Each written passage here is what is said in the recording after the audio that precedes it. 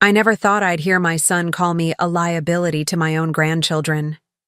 But the moment those words left his lips, something inside me, something I'd suppressed for decades, finally awakened. You see, I'd spent 40 years being the woman who smiled through pain, who gave without expectation, who believed family came first no matter the personal cost. That day changed everything. Not just for me, but for the son who thought he held all the cards, the daughter-in-law who treated me like hired help, and the grandchildren whose future was about to take a dramatic turn no one saw coming. The truth I'd kept hidden was about to rewrite our family's entire story. Before we jump back in, tell us where you're tuning in from. And if this story touches you, make sure you're subscribed, because tomorrow I've saved something extra special for you. My name is Judith Thornhill. At 63, I'd spent most of my life in service to others. I was raised in a small town just outside Portland, where hard work wasn't considered a virtue. It was simply expected. My parents owned a modest bookstore that barely kept our family afloat, but they instilled in me values that shaped my entire existence. Education matters, family comes first, and never show the world when you're struggling. I carried those lessons with me when I fell in love with Henry during my first year teaching at Westfield High. He was brilliant, a financial advisor with ambition that seemed limitless. We married quickly, and within a year I gave birth to our son, Christopher. Those early years were a beautiful chaos of midnight feedings and lesson plans sprawled across our kitchen table. Henry's career demanded frequent travel, which meant I juggled motherhood and my teaching career largely alone. When Christopher was 7, Henry's firm offered him a prestigious position that required relocating to Chicago. Without hesitation, I resigned from the teaching position I loved, said goodbye to my circle of close friends, and uprooted our life to support his career. "This move will set us up for life," Henry promised. "The sacrifices are temporary, but the rewards will be permanent." In Chicago, I found another teaching position, though at a school with fewer resources and greater challenges. Every morning, I woke at 5 a.m. to prepare Christopher's lunch, review my lesson plans, and ensure our home ran smoothly. Every evening, I graded papers while cooking dinner, helping with homework, and maintaining the appearance of effortless domestic harmony. Henry expected when he returned from his business trips. Christopher flourished in Chicago. Athletic and charming like his father, disciplined and thoughtful like me, he excelled academically and became the captain of his high school swim team. I attended every meet, volunteered for every school function, and spent weekends driving him to competitions across the state. Henry made it when he could, but his absences became so routine that Christopher stopped asking if his father would be there. When Christopher earned a scholarship to Northwestern University, I felt a complex mixture of pride and loss. For 18 years, my days had revolved around his needs. Now, suddenly, I faced the question that haunts many mothers. Who am I when my child no longer needs me? Henry had an answer. "Now you can finally focus on yourself, Judith. Take some art classes. Join that book club you've been talking about." What he didn't say, but what became increasingly clear, was that my role in his life had diminished as well. His world was filled with ambitious colleagues, impressed clients, and a social circle I never quite fit into despite my efforts. 2 years into Christopher's college experience, Henry came home from a conference and announced he'd accepted a position in London. "It's the opportunity of a lifetime," he said, already packing his suitcase for a preliminary trip. "We can sell this house, find something nice in Kensington. You'll love it there." I didn't love it there. I felt like a ghost haunting elegant rooms, smiling politely at dinners where conversations about market trends and portfolio diversification swirled around me. I missed my students. I missed the purpose that came with teaching young minds. I missed America.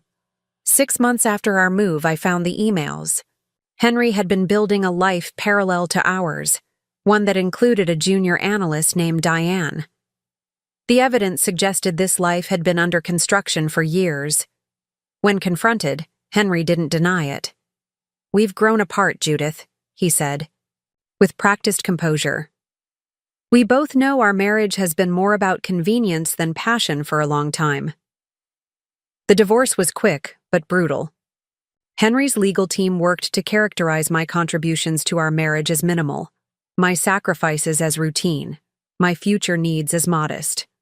What saved me was a prenuptial agreement Henry had ironically insisted upon to protect his future earnings. An agreement that entitled me to a significant portion of our marital assets regardless of fault. Christopher, then 22 and about to graduate, struggled with the revelation of his father's betrayal. "I always thought you two were solid," he said during a painful phone call. "How could he do this to you? To us?" I moved back to the States, settling in Seattle where my college roommate Eleanor had built a successful interior design business. She offered me a position managing her studio's operations, a complete departure from teaching, but a welcome distraction from the collapse of my personal life. What no one knew, not Henry, not Christopher, not even Eleanor, was that the divorce settlement included more than just liquid assets and property. It included a substantial ownership stake in a venture capital fund Henry had helped establish early in his career. A fund that, due to a clerical error by Henry's distracted legal team, remained under my control rather than being divided or bought out as originally intended. "It's probably worth nothing," Henry's lawyer had said dismissively, when I questioned the oversight. "Early-stage investments rarely pay off, not worth the paperwork to correct it." I said nothing and signed the papers. For the next decade, I rebuilt my life piece by piece. I discovered unexpected talent for business operations, eventually becoming Eleanor's partner in the design firm rather than just an employee. I developed new friendships, took those art classes Henry had suggested, and even dated occasionally, though nothing serious materialized. Christopher graduated, earned his MBA, and followed his father's path into finance, though at a competing firm in Boston. When he met Victoria during a business trip to New York, I was genuinely happy for him. She was ambitious, polished, and came from a family with deep connections in banking and real estate. They seemed well matched, two young professionals ascending rapidly in their respective fields. Their wedding was an elaborate affair at Victoria's parents' estate in Connecticut. Henry attended with Diane, now his wife, and their young twin daughters. I sat alone, smiling until my cheeks ached, accepting polite conversation from guests who viewed me as a footnote in the family narrative. "Christopher looks exactly like his father," Victoria's mother remarked during the reception, champagne glass dangling from her manicured fingers. "Such a handsome family, and Henry has done so well for himself in London. I understand you're working in decorating, is it?" I simply nodded and excused myself to the restroom, where I spent 5 minutes breathing deeply and reminding myself that this day wasn't about me. After the wedding, my relationship with Christopher became increasingly distant. Holiday calls grew shorter. Visits became rarer. When I suggested coming to Boston for a week to help the newlyweds settle into their new brownstone, Victoria politely deferred. "We're still figuring out our own rhythms, Judith. Perhaps later in the year would be better." Later in the year never came. Instead, 3 years into their marriage, Christopher called with news that Victoria was pregnant with twins. "You're going to be a grandmother, Mom," he said, genuine excitement warming his voice for the first time in years. "We just found out. It's a boy and a girl." For the first time since the divorce, I felt a sense of purpose returning. I threw myself into preparing for my grandchildren's arrival, researching the safest cribs, reading the latest books on child development, even taking a refresher course in infant CPR. When Eleanor questioned the intensity of my preparation, I explained simply, "This is my chance to be present in a way I couldn't always be for Christopher because of circumstances." When Emma and Ethan were born, I flew to Boston immediately. The first week was a blur of midnight feedings, diaper changes, and the beautiful chaos I remembered from Christopher's infancy. Victoria's mother, Beverly, was also present, offering constant commentary on everything from the nursery temperature to the proper swaddling technique. In our family, she informed me during a rare quiet moment, we've always used European methods of child rearing. Studies show they produce more independent, successful adults. I bit my tongue and continued folding the tiny laundry that had already begun multiplying exponentially. By the end of the second week, tensions were rising. Beverly had settled into the guest room I had been promised, relegating me to the pull-out sofa in Christopher's home office. Preparing and narrating this story took us a lot of time, so if you are enjoying it, subscribe to our channel. It means a lot to us. Now back to the story. Victoria began questioning my suggestions about feeding schedules and sleep training. Christopher, exhausted and torn between his wife and his mother, began avoiding both by working longer hours. On my final night before returning to Seattle, I offered to take the night shift so the new parents could get some uninterrupted sleep. Around 2 a.m., as I was rocking Emma back to sleep after her feeding, Victoria appeared in the nursery doorway, her expression tight. "Christopher and I have been talking," she said, not bothering with preamble. "We appreciate your help these past weeks, but we've decided to hire a professional night nurse. Beverly has recommended someone with extensive experience and proper training." I felt the familiar sting of dismissal but kept my voice even. "That sounds like a good resource to have. I'm happy to supplement when needed, especially as they get older." Victoria's pause was heavy with unspoken words. "About that. We think it's best if visits are scheduled well in advance. Consistency is crucial for infant development, and too many different caregivers can create attachment issues." I looked down at my granddaughter's sleeping face, memorizing the perfect curve of her eyelashes against her cheek. "Of course," I said softly. "Whatever you think is best." The following years established a pattern. I was permitted carefully orchestrated visits on major holidays. I sent thoughtfully selected gifts that often went unacknowledged. I maintained a digital picture frame that Christopher occasionally remembered to update with photos of my growing grandchildren. When the twins turned 3, I retired from the design firm, selling my partnership share to Eleanor for a generous sum. "What will you do now?" she asked over our farewell dinner. "I'm thinking of relocating to the East Coast," I replied, "to be closer to the twins." Eleanor's skepticism was evident. "Have Christopher and Victoria indicated they want more involvement from you?" "Not exactly," I admitted, "but being physically closer might open up more opportunities." I found a lovely townhouse in a suburb just 20 minutes from Christopher's home. When I called to share my news, his response was lukewarm at best. "That's quite a change, Mom. Are you sure it makes financial sense to uproot your entire life at this stage?" "My financial situation is secure," I assured him, "and this stage of my life is precisely when I should be prioritizing what matters most to me. Family matters most." The reality of being geographically closer proved disappointing.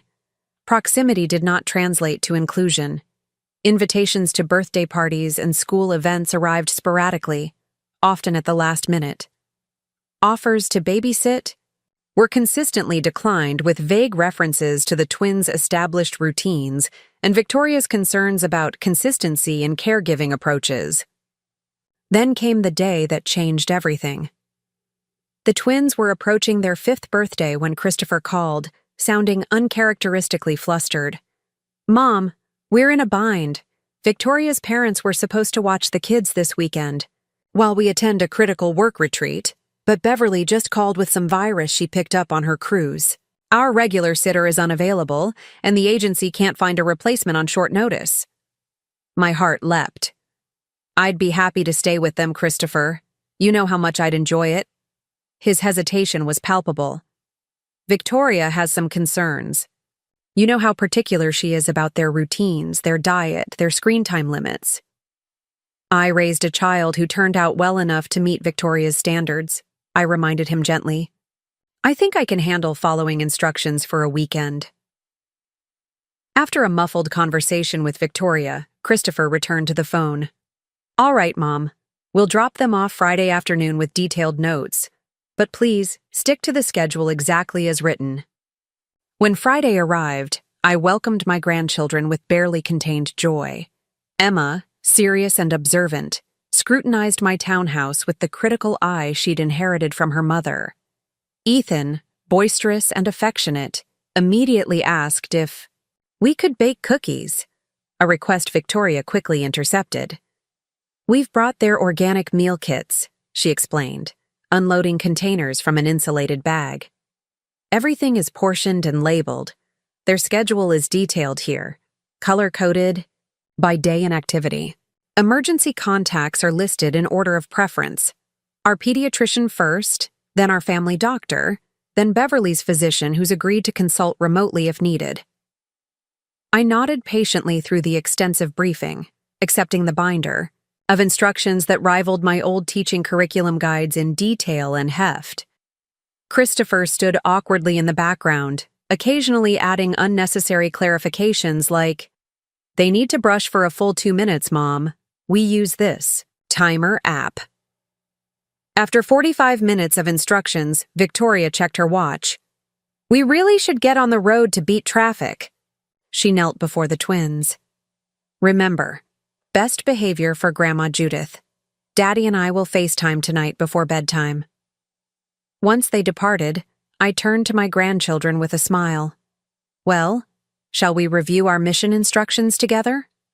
The weekend unfolded more smoothly than anyone, especially Victoria, had anticipated. I followed the schedule with reasonable fidelity, making only minor adjustments when opportunities for joy presented themselves. Yes, we added chocolate chips to the organic pancakes.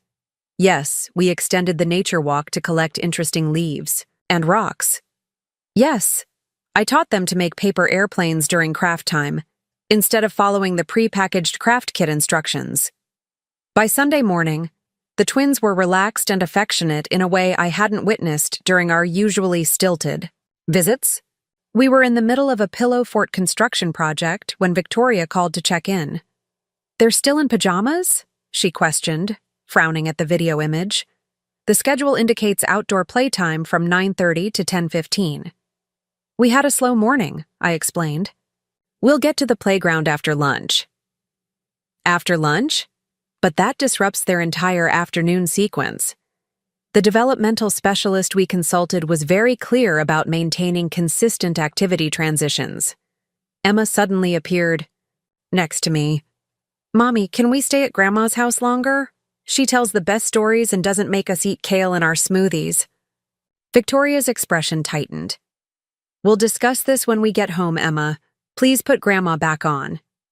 After a few more pointed questions about adherence to the schedule, Victoria ended the call with a terse, "We'll be there by 4. When they arrived to collect the twins, the atmosphere was charged with unspoken tension.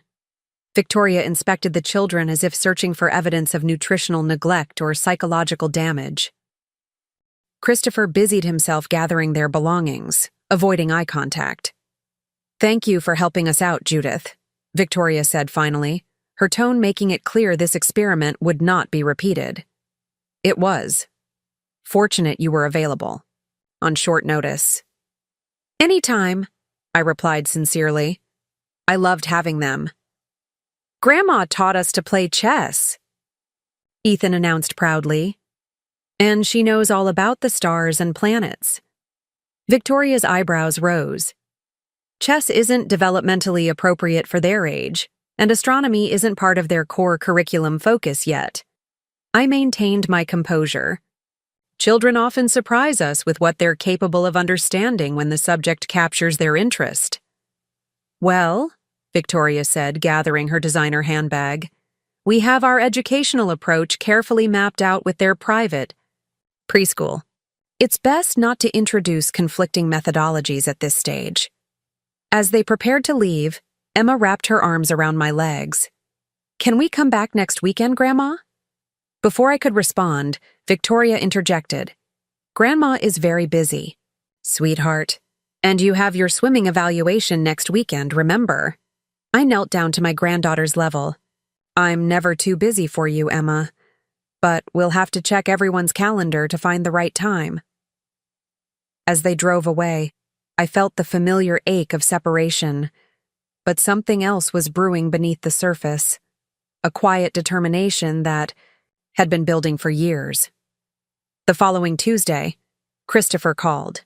His voice had the carefully neutral tone he always adopted when delivering unwelcome news. Mom, Victoria and I have been discussing the weekend, and we feel it might be best to maintain our original childcare arrangements moving forward. I waited, letting the silence stretch between us. He cleared his throat uncomfortably. The twins came home with some unconventional ideas. They've been questioning their routine, their diet, even their educational activities.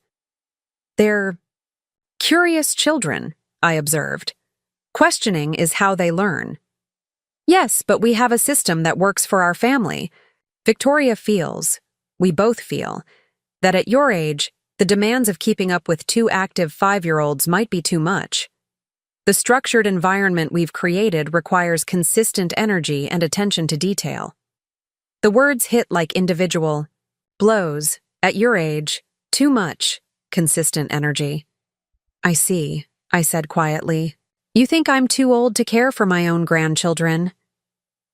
It's not about age exactly, Christopher backpedaled. It's about alignment with our parenting philosophy. Victoria's parents understand our approach implicitly. Because Beverly dictated it, I couldn't help responding. Christopher's voice hardened. That's unfair, Mom. Victoria and I make our parenting decisions together, based on research and the advice of experts. And where do I fit into that carefully researched equation, Christopher? His silence was answer enough. We value your role as their grandmother, he finally offered. The holiday visits, the birthday celebrations, those are important family connections. But not important enough to trust me with their care for a weekend without considering it a potential liability. Mom, you're twisting my words. Am I? You just called to tell me I'm too old and out of touch to babysit my own grandchildren. I think I'm understanding perfectly. After we hung up, I sat in my kitchen for a long time, watching the afternoon light shift across the countertops. The familiar pattern of hurt, acceptance, and accommodation tried to assert itself, but this time, something different emerged. A lifetime of stepping aside, of prioritizing others' needs and judgments over my own worth, crystallized into perfect clarity. I reached for my phone and called a number I hadn't dialed in years. Martin? It's Judith Thornhill.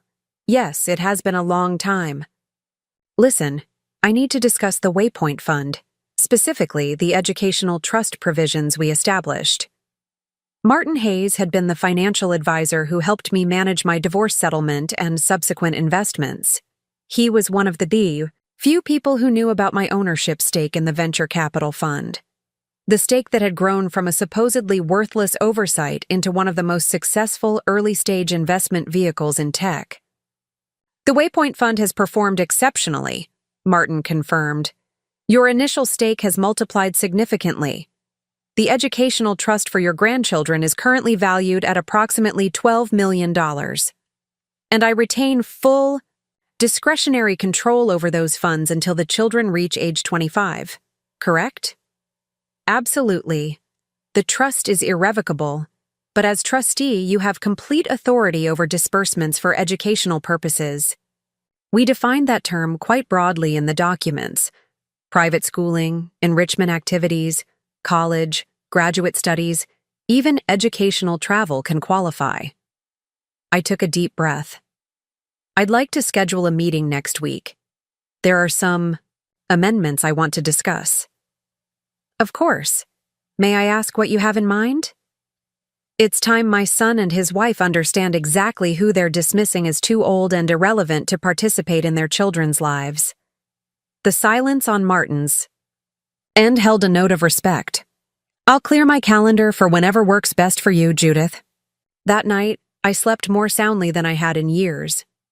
The woman who had spent decades accommodating others' visions of her worth had finally retired. In her place stood someone new, someone who recognized that wisdom, experience, and love were not liabilities, but powerful assets. And it was time to demonstrate exactly how powerful they could be. Tomorrow I'll share what happened when Christopher and Victoria discovered the truth about who controlled their children's educational future, and how that revelation transformed our family forever. The confrontation in Martin's office was just the beginning of a journey none of us expected, least of all me. The morning of my appointment with Martin, I chose my outfit with deliberate care, a tailored charcoal suit I'd purchased for Eleanor's retirement party, pearl earrings Henry had given me on our 10th anniversary, and the quietly expensive watch I'd bought myself after selling my share of the design firm. I wasn't dressing to impress. I was armoring myself for battle. Martin's office occupied the 15th floor of a steel and glass tower in downtown Boston. The reception area hummed with muted efficiency, assistants gliding between offices, phones ringing at discrete intervals, the subtle scent of fresh flowers and ambition mingling in the climate-controlled air. I gave my name to the receptionist and took a seat, mentally rehearsing the conversation ahead. Mrs. Thornhill? Young assistant appeared at my elbow. Mr. Hayes will see you now. He mentioned your son and daughter-in-law will be joining shortly. I smiled.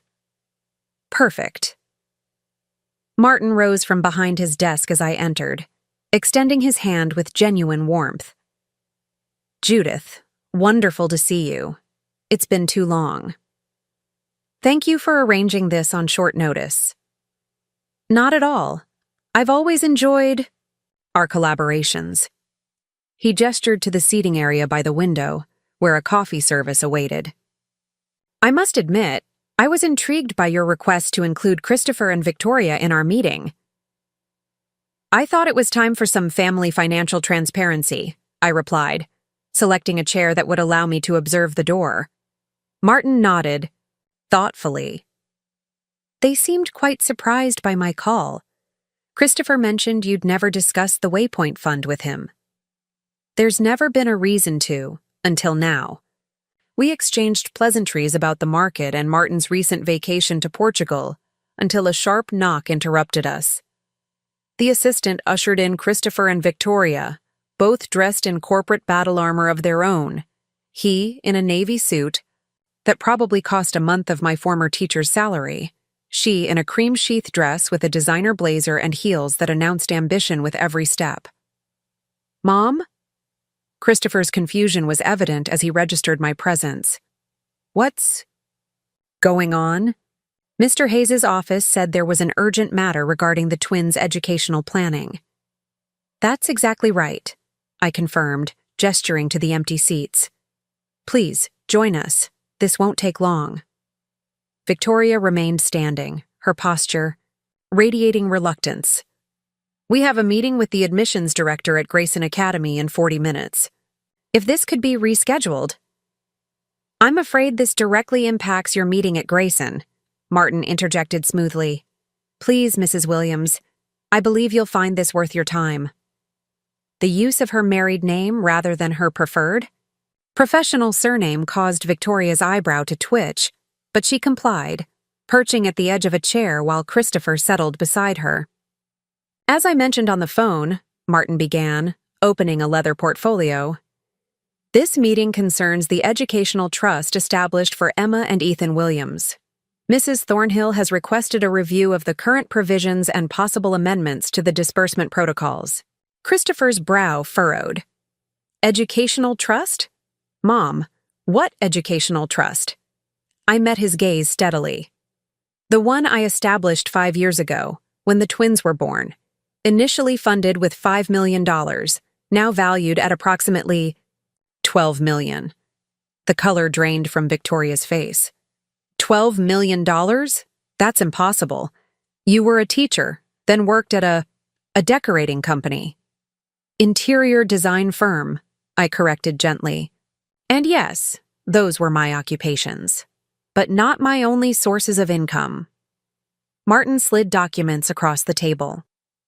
The Waypoint Fund was an early-stage venture capital initiative that focused primarily on emerging technologies. Mrs. Thornhill became an investor through her divorce settlement from Henry Williams. Her initial stake has performed exceptionally well. Christopher stared at the papers, recognition slowly dawning. The Waypoint Fund? Dad's pet project from the early days? He always said it was a tax write-off that went nowhere. Your father made many miscalculations, I remarked. That was among his most financially significant. Victoria was rapidly scanning the documents, her training as a corporate attorney enabling her to absorb the implications quickly. This says you're the sole trustee, she said, looking up sharply, with complete discretionary control until the twins reach 25. That's correct. But why haven't you ever mentioned this? Christopher asked, bewilderment evident in his voice. I folded my hands in my lap. There was never a need. The trust was established to ensure Emma and Ethan would have access to the finest educational opportunities. I assumed we all wanted the same thing. What's best for the children? Victoria's eyes narrowed. And now you suddenly feel the need to review the provisions? After we've already begun the application process for Grayson Academy? Grayson is an excellent school, I acknowledged. Very prestigious, very expensive. Fortunately, the trust can easily cover the tuition, provided I approve the disbursement, as appropriate for their educational development. The implication hung in the air like a guillotine blade. Christopher leaned forward. Mom, are you saying you might not approve Grayson? It's the premier preparatory academy in New England. We've been on the waiting list since before they were born. I'm aware of Grayson's reputation, I replied. What I'm less clear about is whether it's the right environment for Emma and Ethan as individuals. For instance, their astronomy program is notably weak, and Emma has shown such interest in the stars. And their approach to physical education emphasizes competitive sports over collaborative play, which might not serve Ethan's more cooperative nature. Victoria's manicured fingers tightened around her leather portfolio. With all due respect, Judith, we've researched every aspect of Grayson's curriculum. Their educational philosophy aligns perfectly with our values and the twins' developmental sum. It's interesting, I mused. And what role does a grandmother's involvement play in that educational philosophy? Christopher shifted uncomfortably. Mom, if this is about our conversation earlier this week, this is about much more than one conversation, Christopher. This is about years of being systematically excluded from meaningful participation in my grandchildren's lives. About being deemed too old, too irrelevant, too much of a liability to contribute to their development. Victoria's professional composure slipped momentarily. That's a gross mischaracterization of... Is it? I interrupted, my voice remaining calm. Let me be perfectly clear. I have no interest in using this trust as leverage or as some form of petty revenge. My only concern, my entire motivation, is ensuring Emma and Ethan have the richest possible childhood, surrounded by people who love them unconditionally and contribute diverse perspectives to their understanding of the world. Martin, who had been observing with professional detachment, cleared his throat. Perhaps I should outline the amendments Mrs. Thornhill has proposed, which would clarify the disbursement conditions. Christopher nodded stiffly, while Victoria's expression remained guarded. The core amendment, Martin explained, establishes a mandatory minimum of meaningful family engagement from all parties for educational funds to be released. This includes regular, substantive interaction between the children and their grandmother, involvement in significant life events, and integration of diverse caregiving approaches. Victoria's posture stiffened further. This sounds like financial extortion to force access. On the contrary, I replied evenly, the trust will continue to fund their education regardless. The amendment simply determines whether it will cover Grayson Academy at $70,000 dollars per child per year, or the similarly excellent Porter School at half that cost, with the difference being held for their university education. Porter doesn't have Grayson's network, Victoria objected immediately. The social connections alone are valuable, certainly, I acknowledged. But are they worth sacrificing the relationship with their only grandmother? That's not a financial question, Victoria. It's a values question. Christopher ran a hand through his hair, a gesture so reminiscent of his teenage self that my heart contracted. Mom, if you felt this strongly, why not just talk to us directly instead of this? I tried, Christopher. For 5 years, I've tried. I've accepted last-minute invitations and unexplained cancellations. I've respected boundaries that kept being redrawn further away from meaningful connection. I've watched my grandchildren being raised to view me as an occasional visitor rather than a constant presence in their lives. I leaned forward, holding his gaze. Last week, when you called me too old to care for them properly, something finally clicked. I realized I'd been approaching this all wrong. I've been asking for permission to love my grandchildren when what I should have been doing was asserting my right to be part of their lives on terms that respect my worth and what I have to offer them. Victoria exchanged a glance with Christopher before carefully recalibrating her approach. Judith, no one is questioning your worth. We simply have specific ideas about the twins' upbringing that we'd like to maintain consistency with. Consistency is valuable, I agreed, but so is diversity of experience. Emma and Ethan deserve to know their family heritage, to hear stories about their father's childhood, to learn skills and perspectives that only a grandmother can provide. That's not an extracurricular activity to be scheduled when convenient. It's a fundamental right of childhood. Martin discreetly slid another document forward. The amended trust provides 3 options for educational funding, all of which ensure excellent opportunities for the children. The difference is merely in the allocation of resources and the breadth of experiences included in their development. Christopher studied the paper, his financial training allowing him to quickly grasp the implications.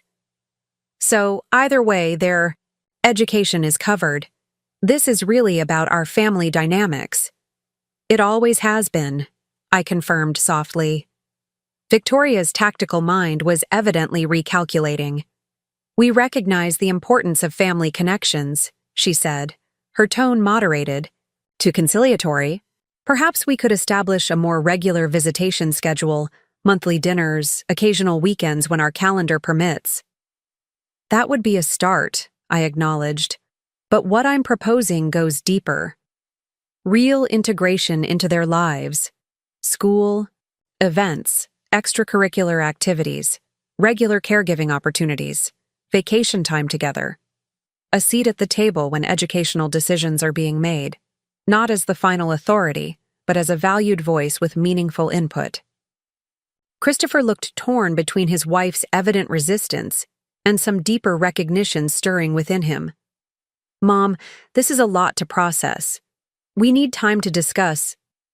Of course, I said, gathering my purse. I understand this represents a significant shift in how you've envisioned family dynamics. Take whatever time you need to consider. In the meantime, I added, rising from my chair, I believe you have an appointment at Grayson Academy. Please give the admissions director my regards and explain that a decision on enrollment will be forthcoming after further family consultation. Victoria remained seated, her expression inscrutable. And if we find your terms unacceptable? I paused at the door. Then you'll be making a choice about what you value most for Emma and Ethan. The trust will still provide for their education, just not in the particular manner you've envisioned. The question isn't whether they'll receive excellent schooling. The question is whether that schooling will come with or without the richness of extended family connections. As I walked through the reception area, I heard Christopher call my name. I turned to find him hurrying to catch up, his expression a complex mixture of confusion, frustration, and something that might have been dawning respect. Why didn't you ever tell me about this fund? he asked, his voice lowered. All these years I thought you were just getting by on the divorce settlement and your work with Eleanor. Would it have changed how you saw me? I countered gently. Or would it simply have changed what you expected from me? He had no immediate answer, and I didn't wait for one. The time for easy answers had long passed. The following days unfolded in unexpected silence. I had anticipated immediate pushback, angry calls, accusations of manipulation, perhaps even threats of legal action. Instead, nothing. The silence felt strategic rather than contemplative, and I prepared myself for whatever countermove Victoria might be orchestrating. On the fourth day, my doorbell rang shortly after dinner. I opened it to find Christopher standing alone on my porch, his expression unreadable. "May I come in?" he asked formally, as if visiting a business associate, rather than his mother. I stepped aside. "Of course." He entered slowly, glancing around the living room as if seeing it for the first time, taking in the bookshelves filled with volumes on astronomy, art history, and natural science. The piano in the corner where I'd been relearning the instrument of my youth. The walls adorned with original artwork I'd collected over the years. "I don't really know you anymore, do I?" he said finally, the question seeming to surprise him as much as me. "Perhaps you never did," I replied gently. "Not as an adult with my own history, dreams, and capabilities. That's not unusual in parent-child relationships. We often freeze our parents in whatever role they played during our formative years." He moved to the window, looking out at the garden I'd been steadily transforming since my arrival. "Victoria's furious," he said after a moment. "She's consulted 3 different attorneys about challenging the trust. They all said the same thing. It's ironclad. It was designed to be. She thinks you planned this all along, some elaborate revenge scheme." I laughed softly. If I were that Machiavellian, I would have revealed the trust's existence 5 years ago. This was never about revenge. Christopher, it's about finally valuing myself enough to insist on being valued by others, especially my family. He turned back to face me. "The twins have been asking about you. Ethan wants to know when they can come back to build another pillow fort. Emma keeps talking about the constellations you taught her." My heart swelled, but I kept my expression neutral. "And what did you tell them?" "That we're figuring out a new family schedule." He sighed heavily, sinking into an armchair. "Mom, I need to ask you something, and I need the absolute truth. Always. Did Dad know about how valuable your stake in Waypoint became?" I considered my answer carefully. No, not until it was too late to matter. By the time the fund's initial investments began to show significant returns, we were already divorced. Henry's legal team made a critical oversight in not properly valuing or dividing the asset. By the time he realized the magnitude of that mistake, the legal window for amendments had closed. "And you never told him." "He never asked," I said simply. He assumed, as he always did, that I was financially naive and incapable of managing complex investments. Martin proved a much better advisor than your father ever expected. Christopher absorbed this, his expression thoughtful. "And you never told me either." What would have been the purpose? To impress you? To counter the narrative Victoria's family had constructed about me? Money doesn't determine worth, Christopher. I wanted to be respected for who I am, not what I possess. But now you're using that money as leverage. I shook my head. No, I'm using it as a reminder of what truly matters. The trust will fund Emma and Ethan's education regardless of what you and Victoria decide. The only question is whether that education will include the full spectrum of family connection or a more limited version of it. He stared at his hands for a long moment. I keep thinking about something you said at Martin's office, about me calling you too old to properly care for the twins. I've been replaying that conversation in my mind, and I'm ashamed of how it sounds now. It hurt, I acknowledged, quietly. I know. He looked up, his eyes meeting mine directly. The thing is, Mom, it wasn't really about your age. It was about control. Victoria has very specific ideas about how the twins should be raised, and anyone who introduces variables into that equation becomes a threat. I've been so focused on maintaining household peace that I started adopting her perspective without questioning it. That's not uncommon in marriages. Maybe not, but it's not healthy either. He stood, moving restlessly around the room. Last night, I asked Victoria a question that's been bothering me since our meeting with Martin. I asked her why we've been so resistant to having you more involved with the twins, when her own parents have unlimited access despite living much further away. And what was her answer? She said her parents respect their boundaries and follow their rules exactly. He grimaced. But that's not actually true. Beverly constantly overrides our decisions when she thinks we're being too lenient. She brings gifts we've specifically asked her not to. She undermines our authority regularly. But somehow that's acceptable because she does it while outwardly agreeing with Victoria's parenting philosophy. I remained silent, allowing him space to work through his realization. The twins were different after that weekend with you, he continued. More curious, more confident in expressing their own preferences. Victoria saw that as disruption. I'm starting to see it as growth. Children need diverse influences, I offered carefully. Different perspectives help them develop critical thinking and a sense of their own identity separate from any single authority figure. Christopher nodded slowly. I've scheduled a private tour of Porter School for next week, without Victoria. This surprised me. That's a significant step. I need to see it with fresh eyes, not through the lens of prestige or social networking. Potential. He hesitated. I'd like you to come with me. Are you sure that's wise? Victoria might see it as undermining her position. Probably, he acknowledged. But I need to start making some decisions as a father, not just as Victoria's husband. The twins deserve that much from me.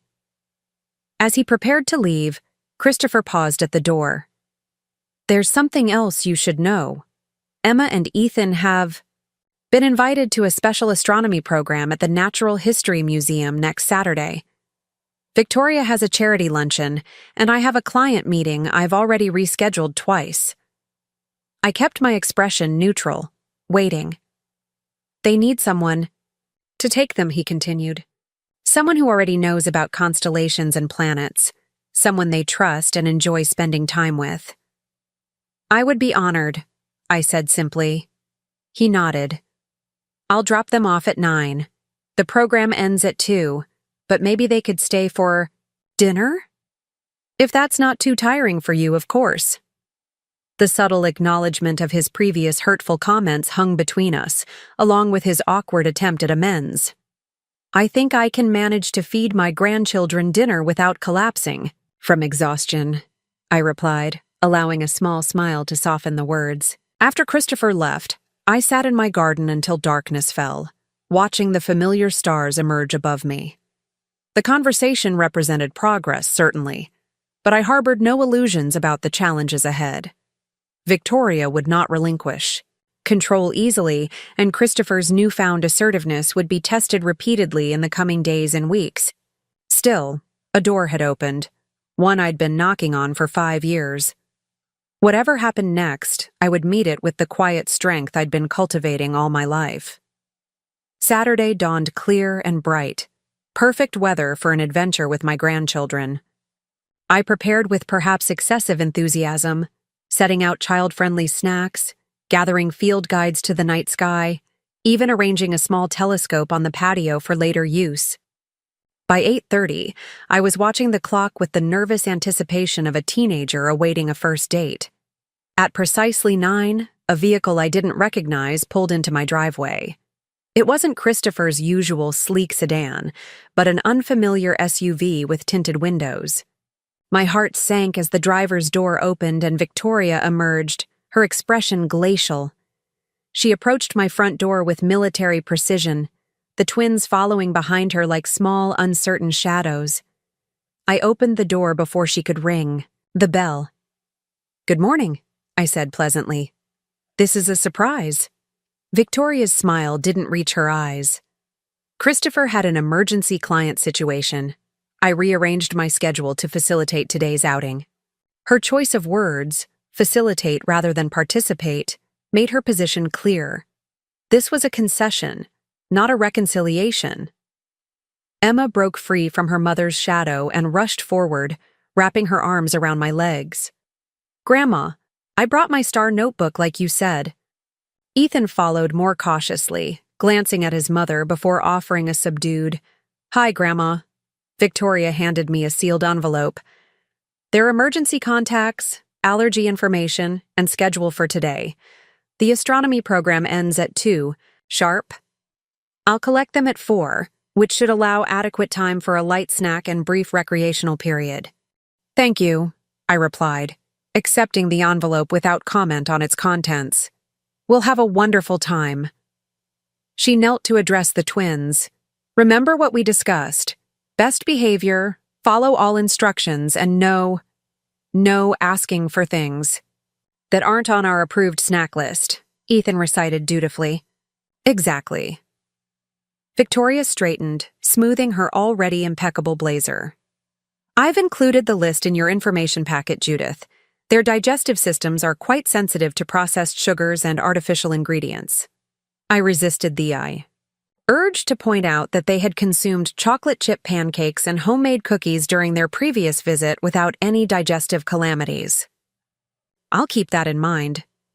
As Victoria turned to leave, Emma called out, "Aren't you coming with us, Mommy?" A flicker of something, regret, uncertainty, crossed Victoria's features. "Not today, sweetheart. Mommy has important meetings, but I'll hear all about the stars when I pick you up." Once her SUV disappeared down the street, the twins' posture visibly relaxed. Ethan's serious expression melted into a hopeful smile. "Can we build another pillow fort after the museum? I've been practicing my architecture." "Absolutely," I promised, ushering them inside. "But first, who wants blueberry muffins? I baked them fresh this morning." Emma's eyes widened. "Are they on the approved snack list?"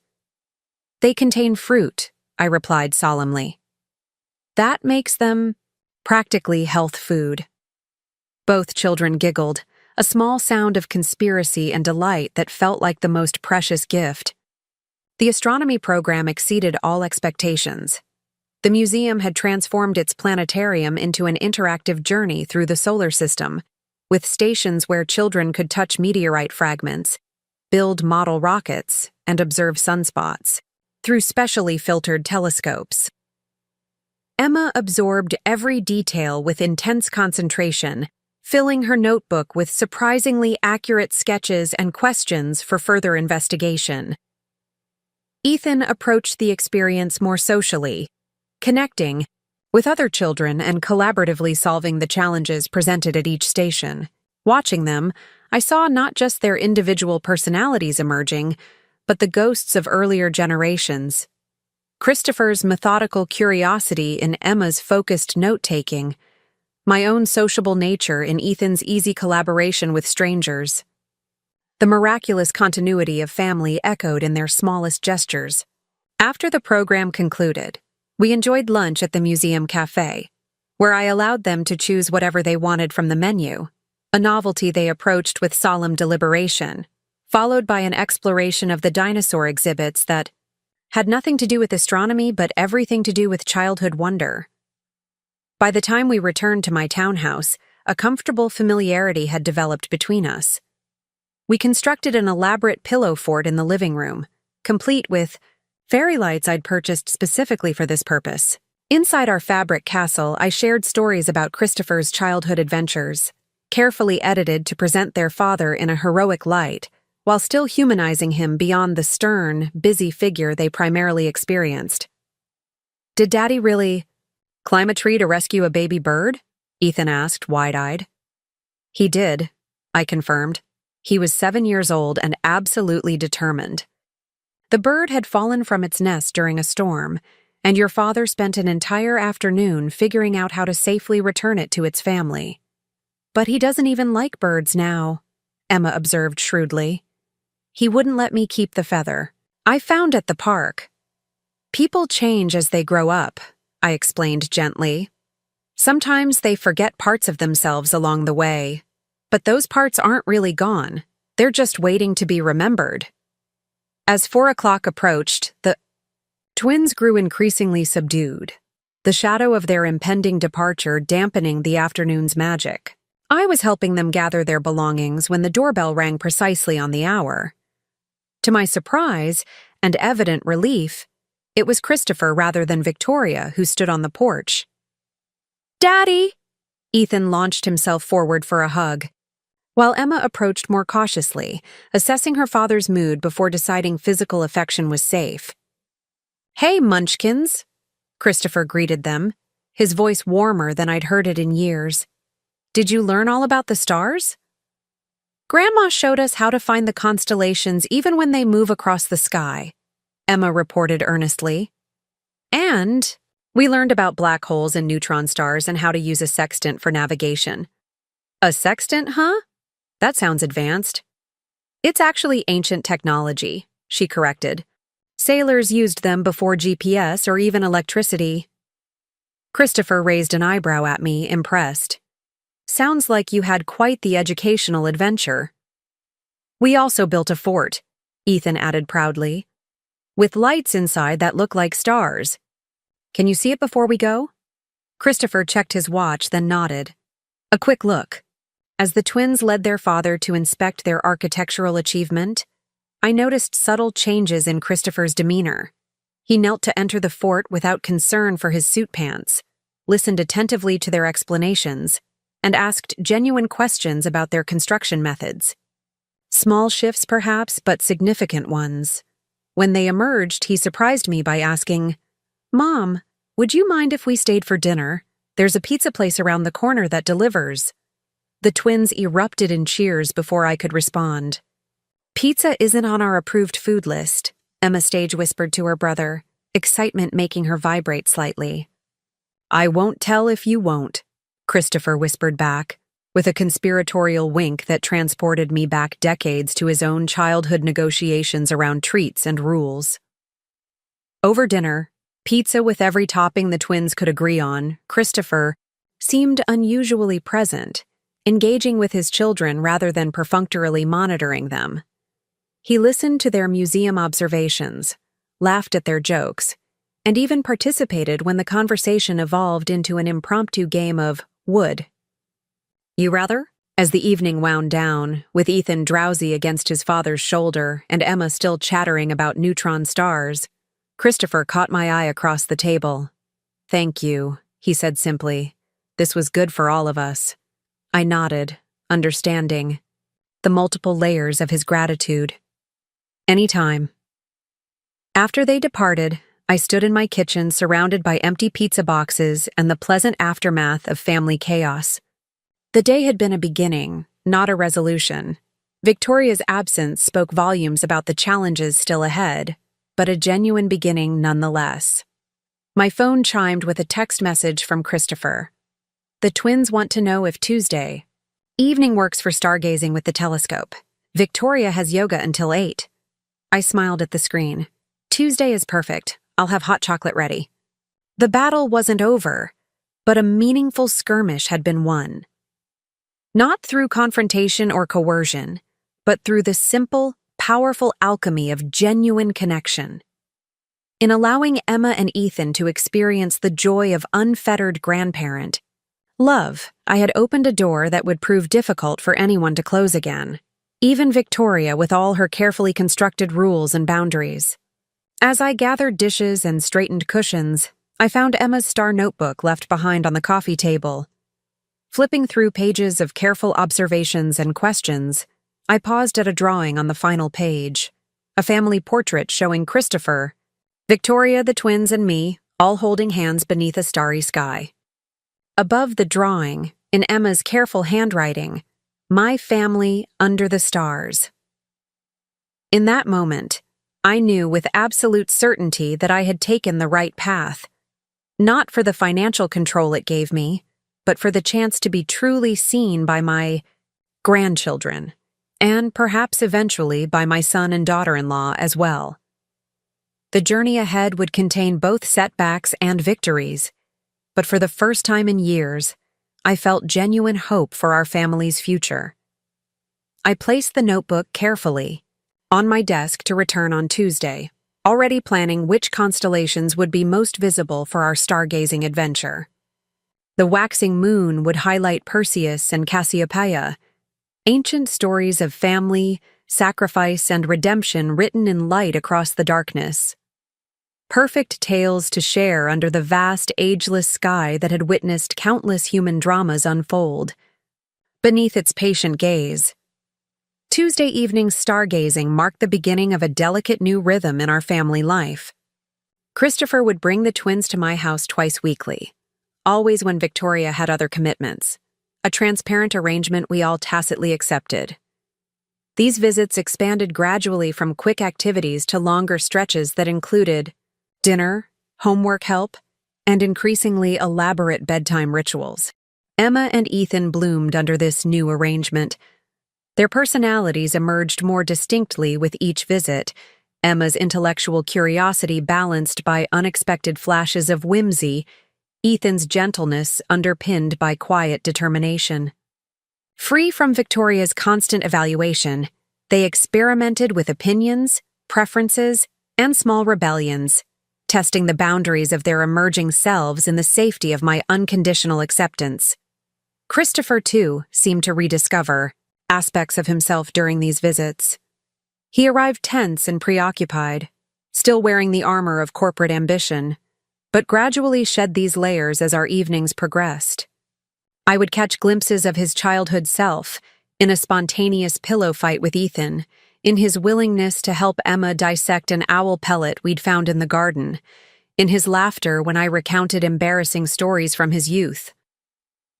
Only Victoria remained apart from this unfolding connection. She neither participated in our activities nor directly opposed them, maintaining instead a careful neutrality that felt strategic rather than sincere. When she collected the twins, always precisely at the agreed time, never early or late, her inquiries about their experiences had the clinical tone of a researcher gathering data rather than a mother sharing joy. "Did you complete the astronomy workbook pages?" she would ask. Or, "Was the protein component of dinner adequate?" Never. "Did you have fun?" Or, "What was your favorite part?" The twins, with the adaptive instincts of children navigating complex adult dynamics, developed a dual vocabulary, one for describing their time with me to Victoria, sanitized and educational focused, and another more exuberant version shared with Christopher during the car ride to my house. I pretended not to notice this diplomatic translation service they provided, though it sometimes broke my heart to witness the calculated performance required of them. 3 weeks into our new arrangement, I received an unexpected call from Christopher during business hours. "Mom, are you free for coffee tomorrow morning? There's something important we need to discuss." The formality in his tone triggered an immediate sense of caution. "Of course. Is everything all right?" "Everything's fine," he assured me, though his voice suggested otherwise. "Victoria and I have been talking and, well, it's better discussed in person." "The twins are fine," he added quickly, anticipating my next question. "It's about their schooling." We arranged to meet at a quiet cafe near his office, neutral territory for whatever conversation lay ahead. That night, I slept poorly, my dreams, populated by faceless authorities in academic robes passing judgment on my fitness as a grandmother. The cafe Christopher had chosen was upscale, but unpretentious, the kind of place where business negotiations unfold over artisanal pastries and precisely prepared coffee. He was already seated at a corner table when I arrived, 2 steaming mugs waiting. "I ordered your usual," he said, rising briefly as I approached. "They didn't have hazelnut syrup, so I got vanilla instead." The fact that he remembered my coffee preference, something so minor yet personal, felt significant. A small bridge across the years of distance between us. Thank you. I settled across from him, noting the portfolio on the table and his excessively starched shirt, signs of armor donned for difficult conversations. You mentioned the twins' schooling? Christopher nodded, taking a fortifying sip of coffee before responding. Victoria and I have reached a decision about their education next year. I kept my expression neutral. I see. We've decided not to proceed with Grayson Academy. This was unexpected. Grayson had been Victoria's singular focus since the twins' birth, the pinnacle of educational prestige in their social circle, a virtual guarantee of elite university placement down the road. That's a significant change of direction, I observed carefully. May I ask what prompted it? Christopher's fingers drummed lightly against his portfolio. Several factors. The tour of Porter School was illuminating. Their STEM program is actually superior to Grayson's, particularly in areas aligned with Emma's interests. Their collaborative learning approach seems better suited to Ethan's developmental style. And frankly, he added, lowering his voice slightly, after reviewing both financial structures, Porter's tuition model is more transparent and less focused on additional contributions beyond the stated fees. I nodded, understanding the subtext. Grayson's published tuition was merely the entry point. Families were expected to demonstrate their commitment through lavish donations to building funds, scholarship programs, and endowments, a system that rewarded wealth signaling as much as educational values. Porter seems like an excellent choice, I offered. I'm impressed you've given it such thorough consideration. There's more. Christopher opened his portfolio and removed several glossy brochures. Over the following weeks, a fragile new pattern began to emerge in our family dynamics. Tuesday evenings became our regular stargazing nights, with Christopher bringing the twins directly from school.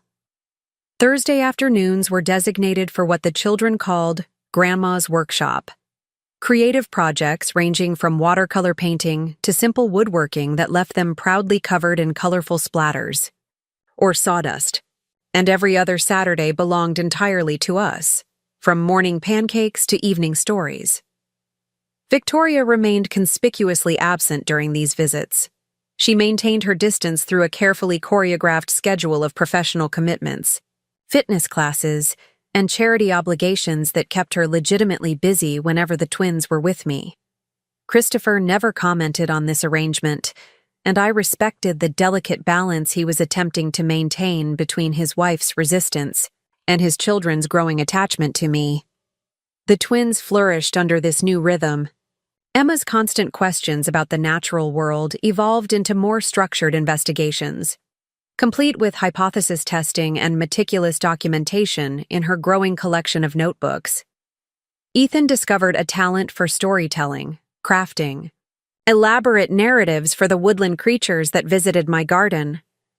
Both children seemed to exhale more deeply in my home, their shoulders relaxing as they stepped through the door into a space where exploration was encouraged and mistakes were treated as valuable learning opportunities. One Thursday afternoon, as we completed a particularly ambitious project building birdhouses, I noticed Christopher lingering in the doorway of my workshop. Usually, he used the children's visits as an opportunity to catch up on work emails or phone calls. But today, he had been quietly observing our activities for nearly 20 minutes. Would you like to join us? I offered, gesturing to an empty stool. We're just about to paint. He hesitated, glancing at his watch. I should probably review those quarterly projections before dinner. Daddy, come see my birdhouse, Ethan called, proudly holding up his slightly lopsided creation. I made a special perch for the goldfinches. Something in Christopher's expression softened. He set his phone on the counter and rolled up his sleeves. All right, let me see what you've got here. For the next hour, all four of us painted together, the children giggling as Christopher meticulously created detailed feather patterns while paint somehow migrated from his brush to his forehead and ears. When Emma accidentally knocked over a container of blue paint, sending a puddle spreading across the table, I watched Christopher's instinctive tension, his immediate reach for paper towels, the beginning of a stern comment, transform into unexpected laughter. "Well, now our birds will have a lake to swim in," he remarked, helping Emma create ripples in the spilled paint with the edge of a card. The relief in her expression was palpable, her small shoulders relaxing as she realized a mistake had become an opportunity rather than a transgression. Later that evening, after the twins had gone to bed in the room I'd gradually furnished for their overnight stays, Christopher lingered in my kitchen. He accepted the cup of tea I offered and settled at the counter, watching as I wiped down surfaces and restored order to the creative chaos of our day. "They're different here," he said finally, his voice thoughtful. "Freer somehow." I chose my words carefully. Children respond to the expectations we set. When they sense they're being constantly evaluated, they become cautious, focused on avoiding mistakes rather than exploring possibilities. "Victoria believes in setting high standards," Christopher replied, though his tone lacked conviction. "She wants them to develop discipline and focus." "Those are valuable qualities," I acknowledged, "especially in moderation. But childhood also needs space for wonder, for getting messy, for following curiosity down unexpected paths." He sipped his tea, his expression distant. "I had that kind of childhood, didn't I? I'd forgotten until watching you with them today.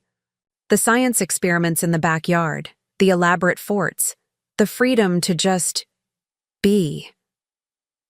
"You were a wonderfully curious child," I confirmed softly, always asking why, always wanting to understand how things worked. "When did I stop?" The question hung between us, more vulnerable than anything he'd shared in years. I considered my response carefully. Perhaps when the stakes felt too high for exploration, when certainty seemed safer than curiosity. Christopher nodded slowly. "Victoria's family has a saying, 'Excellence isn't achieved through experimentation.'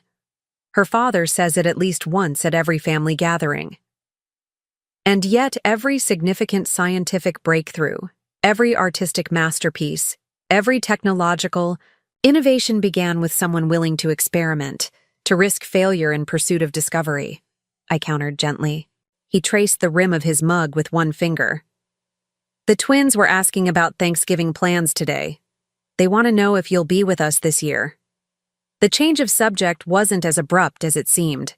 Holidays had always been carefully controlled, territory in their household, with Victoria's family traditions taking precedence and my invitations consistently limited to brief, ceremonial appearances. "What did you tell them?" "That we'd need to discuss it as a family." Christopher met my gaze directly. "But I'd like you there, Mom. Not just for dessert after the main event, but for the whole day. The cooking, the chaos, all of it." I kept my expression neutral despite the surge of emotion his words triggered.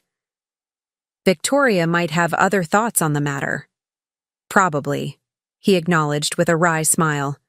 "But it's time for some new family traditions. Time for the twins to experience holidays that aren't orchestrated like corporate events." The implied criticism of Victoria's approach wasn't lost on me, but I refrained from reinforcing it. Whatever reconciliation was occurring between my son and me didn't need to come at the expense of his marriage. "I'd be honored to join you," I said simply. "Just let me know what I can contribute." As Christopher gathered the sleeping twins to take them home, he paused at the door. "Thank you, Mom. Not just for today, but for—" He gestured vaguely, seemingly at a loss for words. "For remembering what childhood should be," I suggested. He nodded, grateful for the articulation. "Exactly that." After they left, I sat, in my garden under the October stars, reflecting on the subtle shifts occurring in our family. The trust I had used as leverage had opened a door, certainly, but what was building now went beyond financial considerations or educational decisions.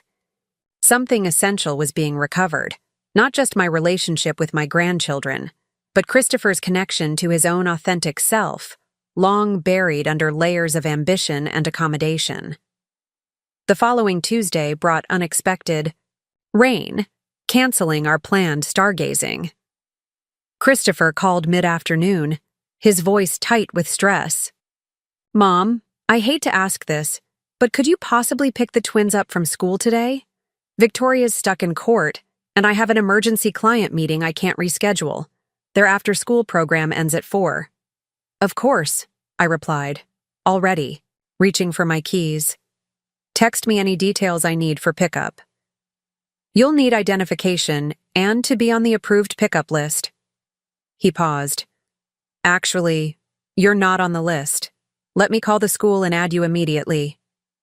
The significance of this wasn't lost on me. Being added to the school's official pickup list represented a level of trust and integration into their daily lives that Victoria had previously resisted. Whether Christopher had consulted her about this decision remained unclear, but his willingness to authorize it himself marked an important evolution in our family dynamics. Porter Elementary occupied a handsome brick building surrounded by ancient oak trees, just beginning to display their autumn colors. I arrived early, parking in the visitor section and approaching the main entrance with a mix of excitement and trepidation. The security measures were thorough: ID verification, cross-checking against the approved pickup list, even a brief call to Christopher confirming the arrangement. But eventually, I was directed to wait in the lobby where children were released to their caregivers. As I settled onto a bench, I noticed a familiar figure striding purposefully through the doors. Victoria, immaculate in a charcoal suit despite the rainy day, her expression shifting from harried determination to shocked displeasure as she spotted me. "Judith, what are you doing here?" The question carried a distinct note of territorial challenge. "Christopher asked me to collect the twins," I explained calmly. "He mentioned you were in court." My case settled early. Her eyes narrowed slightly. "I could have picked them up. He didn't need to involve you." Before I could respond, the doors to the classroom area opened, releasing a stream of excited children. Emma spotted me first, her face lighting up with surprised delight. "Grandma!" She broke away from the line, rushing toward me with uncharacteristic abandon. "Why are you here? Is it a special occasion? Are we going to your house?" Ethan followed more cautiously, his expression brightening when he saw me but immediately clouding when he registered his mother's presence and tense posture. "Hello, darling," Victoria greeted them, smoothing Emma's hair with an automatic gesture. "There's been a change of plans. I finished work early, so I'll be taking you home now." Emma's disappointment was immediate and unfiltered. "But I wanted to go to Grandma's house. We were going to finish our rain collection system since we can't do stargazing." Victoria's smile tightened. "We can do something fun at home instead. Perhaps that new educational app I downloaded about weather patterns?" Ethan, ever the diplomat, glanced between his mother and me. "Maybe Grandma could come to our house?" he suggested tentatively. "She could help us with the rain collection system in our backyard." The proposal hung in the air between us, a child's innocent suggestion that inadvertently highlighted the artificial separation Victoria had maintained between our living spaces.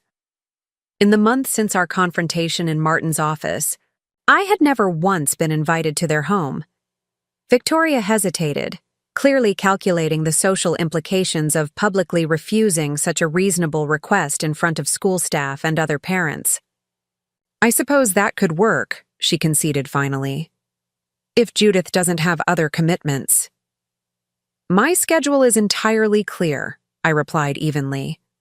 And so began one of the most awkward afternoons of my life. Following Victoria's luxury SUV to their elegant colonial home, I was acutely aware of crossing a threshold that had been implicitly forbidden.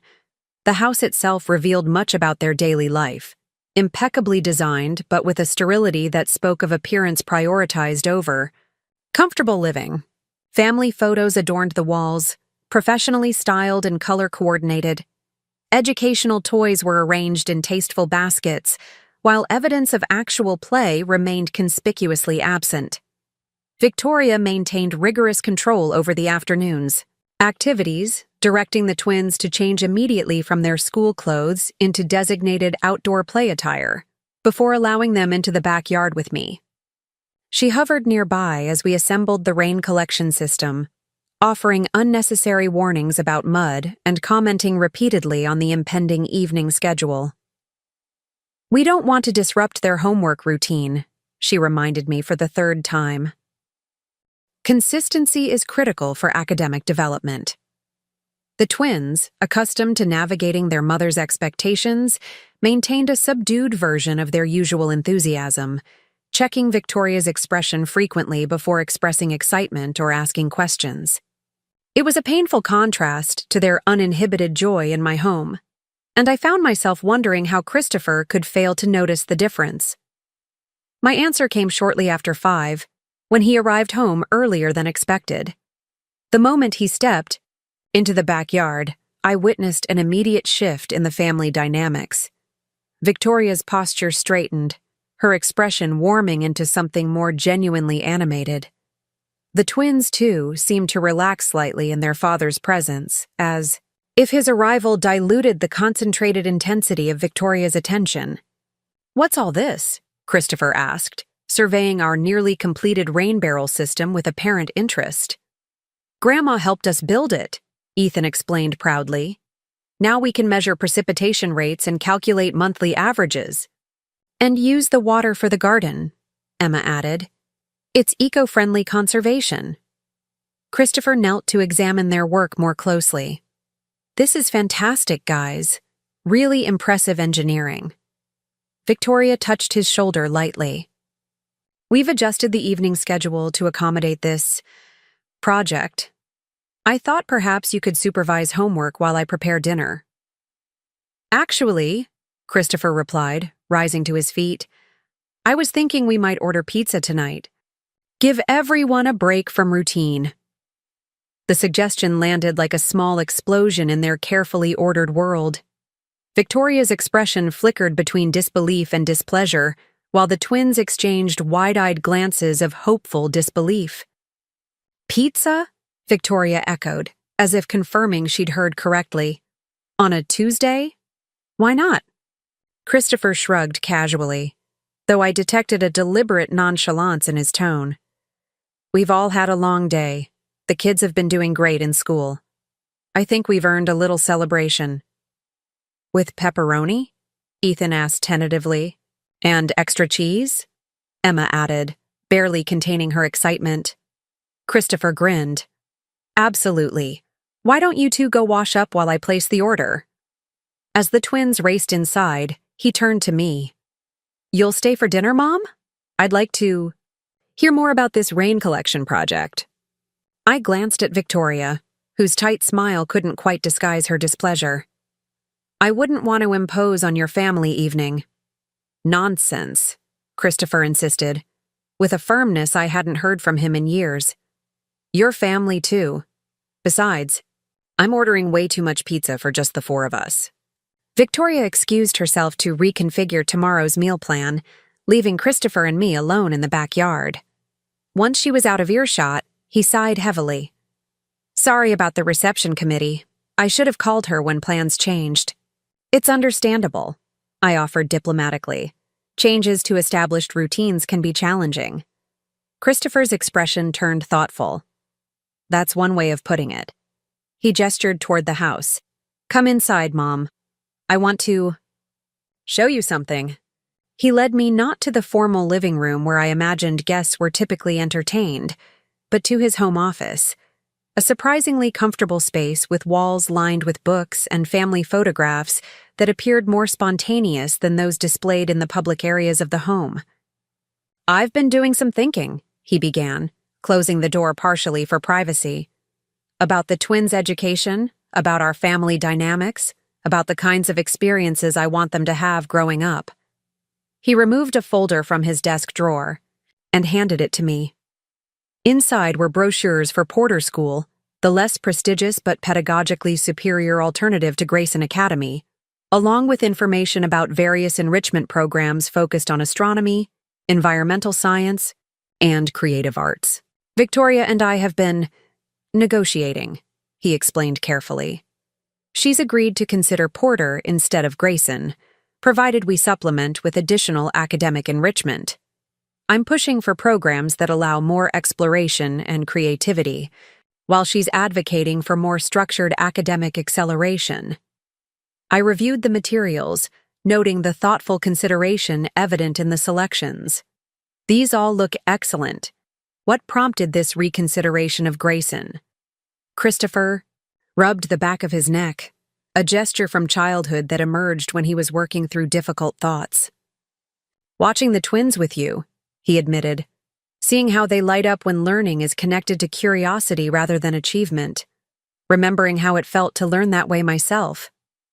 He moved to his bookshelf, pulling down a worn astronomy guide I recognized immediately, a gift from his 10th birthday, filled with his childish notes and drawings of constellations. I found this while looking for resources for Emma, he explained, turning the pages carefully. It brought back so many memories. Nights in the backyard with my telescope, your endless patience explaining celestial mechanics, the wonder of it all. I want that for them too, Mom. Not just the facts and the academic advantages, but the joy of discovery. The simple statement contained multitudes, an acknowledgement of the value in my approach to education and childhood, a recognition of what had been missing in the twins' heavily structured lives, perhaps even a subtle critique of the prioritization of prestige over authentic learning. They deserve that joy, I agreed softly. All children do. Christopher closed the book carefully. Victoria sees education primarily as preparation for future success. Competitive advantage, resume building. And you? He considered the question seriously. I'm starting to see it differently, as awakening curiosity that will serve them throughout life, regardless of their eventual career paths. That's quite a philosophical shift, I observed. It's causing some tension, he acknowledged with a wry smile. Victoria thinks I'm having some kind of midlife crisis of educational principles. Maybe I am, but I can't unsee what I've witnessed at your house, how learning can be joyful rather than just strategic. The door pushed open wider as Emma peeked in. Daddy, can we show Grandma our science fair projects before pizza comes? Christopher's expression softened immediately. Great idea, sweetheart. Lead the way. The twins' bedrooms revealed another layer of their carefully managed existence. While beautifully appointed with high-quality furniture and educational toys, they lacked the personal touches and creative chaos typical of children's spaces. No artwork taped haphazardly to walls, no collections of treasured objects displayed, according to childish rather than decorative logic. Even their science fair projects, impressively sophisticated for 5-year-olds, bore the unmistakable signs of adult direction and intervention. As the twins proudly explained their projects, Emma's comparison of various plant-growing mediums, Ethan's analysis of local bird species and their preferred foods, I noted how they referenced Victoria's guidance and standards repeatedly. Mommy helped me create a proper data table. Mommy showed me how to make my presentation board look professional. Their accomplishments were genuine, but the underlying message was clear. Excellence required adherence to adult-defined parameters. The arrival of pizza created a temporary suspension of the household's usual order. Victoria emerged from the kitchen with proper plates and utensils, looking mildly scandalized when Christopher suggested eating directly from the box while sitting on the family room floor. Like a picnic, he explained to the delighted twins. To my surprise, Victoria didn't object beyond a resigned sigh. She even joined us on the floor, though she maintained her impeccable posture and used her plate and cutlery, while the rest of us embraced the casual approach. The twins, initially cautious in this unexpected departure from routine, gradually relaxed into giggles and animated conversation. "Remember when we made that giant volcano at Grandma's house?" Ethan asked, reaching for another slice. "And the lava exploded all the way to the ceiling?" Emma laughed. "Grandma didn't even get mad. She just said we discovered an important principle about chemical reactions. And then we measured how far the splatter reached," I added, smiling at the memory. "Created quite an impressive data. Visualization with that graph." Victoria's expression remained neutral, but I noticed her studying her children with a slightly different gaze, perhaps seeing for the first time how animated they became when recounting experiences of learning. Through joyful chaos rather than careful structure. After dinner, as Christopher walked me to my car, he spoke quietly. "Thanks for navigating that situation gracefully. I know it wasn't easy." "Family rarely is," I replied, "but worth every complicated moment." He nodded thoughtfully. Next. "Tuesday, we're back to our regular schedule at your house, rain or stars. But maybe we could make this a monthly thing too. Dinner here. All of us together." The suggestion represented a significant evolution, integrating our previously separate family interactions into a more cohesive whole, bringing me into their space rather than keeping our relationships compartmentalized. "I'd like that," I said simply, "if Victoria's comfortable with the arrangement." "She's adjusting," Christopher replied diplomatically. "Change doesn't come easily to her. Structure and control are how she manages anxiety, especially around parenting. Her own childhood was." He paused, seeming to consider how much to share. "Let's just say her parents' approach to excellence came with significant emotional costs. She's trying to give the twins the advantages without the damage, but sometimes the patterns repeat despite our best intentions." This glimpse into Victoria's motivations offered a new perspective on her rigid approach to parenting. Perhaps her controlling tendencies stemmed not from simple perfectionism, but from deeper wounds and genuine concern for her children's well-being, however misapplied. In execution, understanding where our parenting instincts originate is half the battle, I offered. The rest is having the courage to choose different patterns when necessary. Christopher nodded, his expression suggesting this was territory he'd been contemplating. Deeply. "I've been thinking a lot about patterns lately. The ones I want to continue, the ones I need to break." As I drove home that evening, I reflected on the unexpected developments of the day. What had begun as a simple rain-prompted change of plans had evolved into a significant breakthrough, my first entry into their home, a family dinner together, and most importantly, evidence that Christopher was actively reevaluating the educational and parenting approaches that had previously been Victoria's unchallenged domain. The trust fund had opened the door for these changes, certainly, but what was emerging went far beyond financial leverage or educational decisions.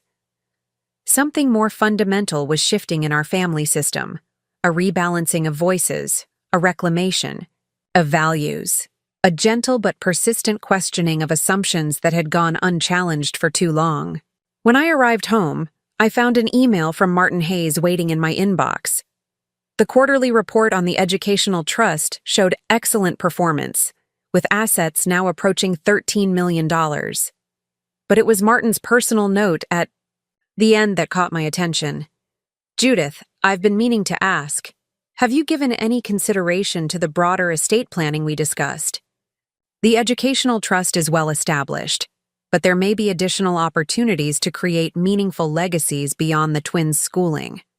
Perhaps we should schedule a conversation about the family foundation concept we discussed previously. At the current growth rate, the Waypoint Fund could support significant philanthropic initiatives while still securing the children's educational future." I closed my laptop, moving to the window to observe the rain that had prevented our stargazing, but created an even more valuable opportunity for family connection. The foundation concept Martin referenced had been merely theoretical when we'd discussed it months ago. a possible vehicle for extending the impact of my unexpected wealth beyond my immediate family. Now, however, the idea resonated differently. Not as a distant possibility, but as a natural extension of the transformation already underway. A family foundation would require collaboration, shared decision-making, unified purpose, all elements currently evolving in our fragile new family dynamic. It would offer the twins exposure to concepts of social responsibility and purposeful giving alongside their academic development. And perhaps most significantly, it would provide a framework for Christopher and Victoria to engage with me as an equal partner rather than as an aging parent whose role was diminishing rather than expanding with time. I opened a new document on my laptop and began typing notes for my next meeting with Martin. The Educational Trust had been just the beginning, a necessary catalyst for change, but ultimately a limited vehicle for the deeper family healing and connection I now dared to envision. The foundation concept offered something more comprehensive, a shared legacy that could unite 3 generations around values of learning, growth, and community contribution. As I worked, the rain intensified, drumming steadily against the windows. Tomorrow, the twins' collection barrels would be full, ready for measurement and observation. A simple lesson in natural resources transformed into a doorway for deeper connection. That pattern, finding profound meaning and relationship through seemingly ordinary moments, was exactly what I hoped to nurture in our evolving family story. The path ahead would undoubtedly contain challenges. Victoria's resistance might soften, but would likely never disappear entirely. Christopher's awakening to alternative approaches would face ongoing tests against ingrained habits and social expectations. The twins would continue navigating the complex waters of divided loyalties and differing adult perspectives. But tonight, for the first time, I allowed myself to imagine a future where these challenges represented growing pains rather than permanent limitations, where my golden years might be truly golden, not because of financial security, but because of rich, meaningful connection with the people I loved most in the world. The week before Thanksgiving arrived with unseasonable snow, blanketing Boston in a premature winter that seemed to catch everyone by surprise except Emma, who proudly informed me she had predicted the weather pattern based on her barometric pressure readings. Our Tuesday evening stargazing had transformed into hot chocolate and constellation mapping from my living room window. The twins snuggled beneath blankets as they identified stellar patterns through the gently falling flakes.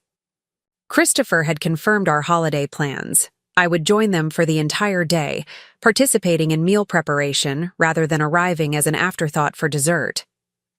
It represented a significant departure from previous years, when Victoria's parents dominated the celebration with their particular brand of performative family tradition. Beverly and Lawrence would still be present, Christopher explained, but the dynamic would be different this year. "We're establishing our own traditions," he'd said firmly, in a tone that suggested this decision had not come without conflict. The depth of that conflict became apparent the Sunday before Thanksgiving, when my doorbell rang unexpectedly in the late afternoon. I opened it to find Victoria standing alone on my porch, her expression composed but determined. "I hope I'm not interrupting," she said, her formal tone at odds with the unannounced visit. "I was hoping we might speak privately." I invited her in, noting how her gaze cataloged the details of my home, the children's artwork prominently displayed, the half-completed science projects on the dining table, the comfortable disarray of books and learning materials that marked our regular activities. "The twins speak of nothing but their time here," she remarked, declining my offer of tea with a slight shake of her head. "One would think this townhouse contained magical properties, given their enthusiasm." "No magic," I replied evenly. "Just different experiences from their usual routine." Victoria's smile didn't reach her eyes. "Different indeed.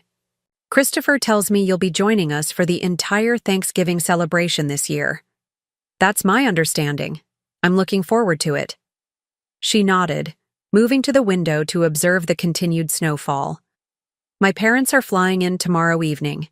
They're quite accustomed to our usual holiday arrangements.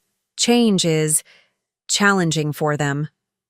I recognized the statement for what it was. Not merely an observation, but a prelude to negotiation. Most people find comfort in familiar traditions, I acknowledged neutrally. Victoria turned to face me directly. Let me be straightforward, Judith. I've respected the changes Christopher has implemented regarding your involvement with the children. I've adjusted to the twice-weekly visits, the occasional sleepovers, even the educational decisions that diverge from our original plans. But Thanksgiving in our home has always been my domain. My family's traditions, my mother's recipes, my particular way of creating meaningful holiday memories for the twins. I listened attentively, allowing her the space to fully express her position. I'm not asking you to withdraw entirely, she continued, her voice maintaining its carefully modulated tone, but perhaps we could compromise. You could join us for the morning preparation, then allow my parents their traditional role during the formal meal.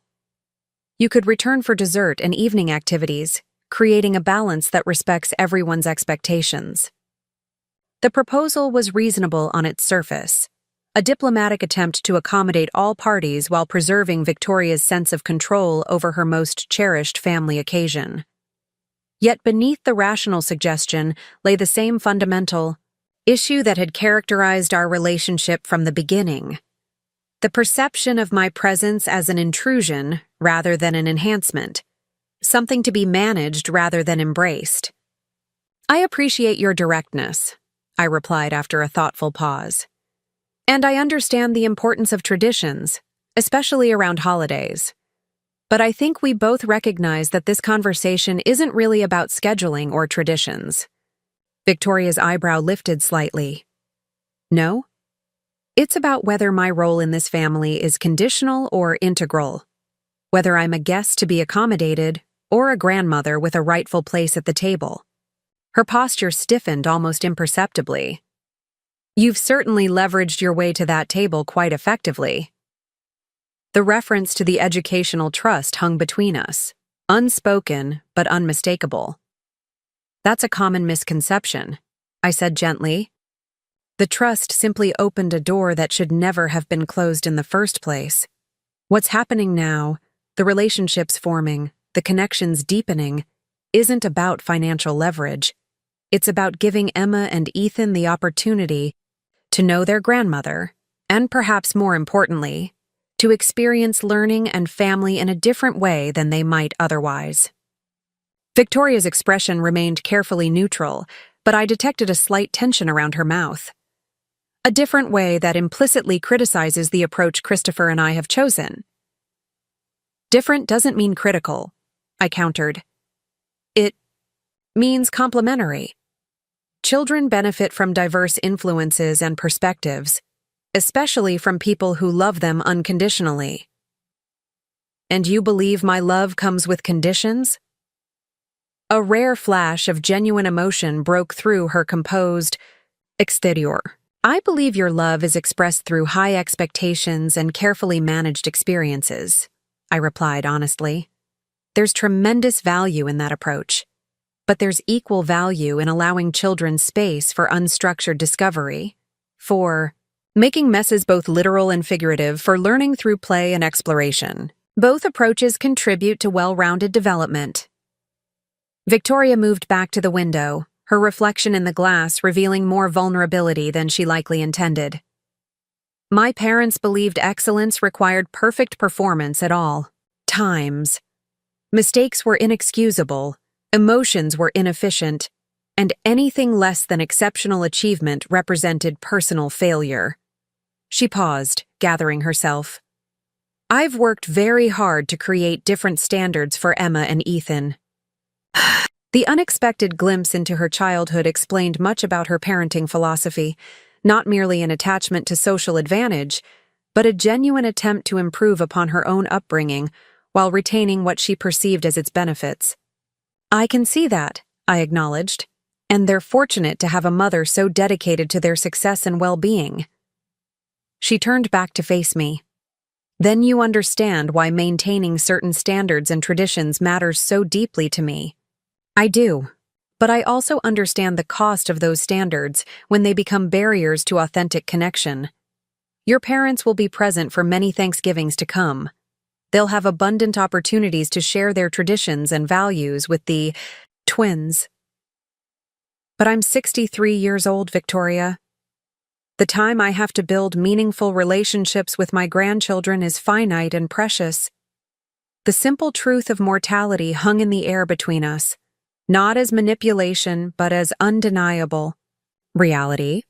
Victoria studied me with a thoughtfulness I hadn't previously witnessed from her. You truly believe your presence adds something essential to their lives, don't you? I know it does, I replied without hesitation. Just as I know your presence does, just as your parents' influence does in its own way. Children thrive when surrounded by diverse expressions of love, even when those expressions sometimes appear contradictory. She considered this, her analytical mind visibly processing the concept. A portfolio approach to family influence, she mused, falling back on financial terminology in a way that nearly made me smile. Diversification of developmental inputs. Precisely. We each contribute different strengths to their growth. The whole becomes greater than the sum of its parts. Victoria nodded slowly, reaching a decision.